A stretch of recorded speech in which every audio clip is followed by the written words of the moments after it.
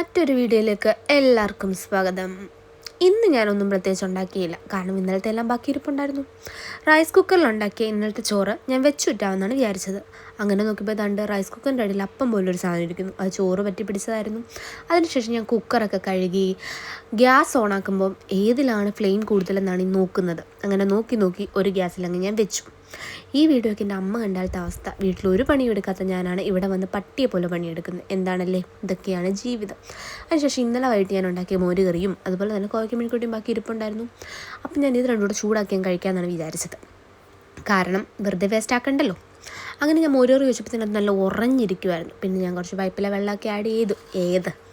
അത് ഞാൻ ഇതൊക്കെ ഓവനിൽ വെച്ചങ്ങ് ചൂടാക്കി. പൈപ്പിലെ വെള്ളം ആഡ് ചെയ്തപ്പോഴത്തേന് ടേസ്റ്റ് വ്യത്യാസം ഉണ്ടായിരുന്നോ എന്നെനിക്കൊരു ഡൗട്ട് ഉണ്ടായിരുന്നു. പക്ഷേ വലിയ വ്യത്യാസമൊന്നും ഇല്ലായിരുന്നു. അതിനുശേഷം കഴിക്കുന്ന പാത്രത്തിലൂടെ ഞാൻ കോവയ്ക്ക മെഴുക്കുവരട്ടി ഇട്ട് ഇതെല്ലാം കൂടെ ചൂടാക്കി ഞാനങ്ങ് കഴിച്ചു. അപ്പോൾ ഇന്നത്തെ വീഡിയോ ഇത്രയേ ഉള്ളൂ. എൻ്റെ ഈ വീഡിയോസ് ഇഷ്ടപ്പെടുകയാണെങ്കിൽ ചാനൽ സബ്സ്ക്രൈബ് ചെയ്യാൻ മറക്കരുതേ.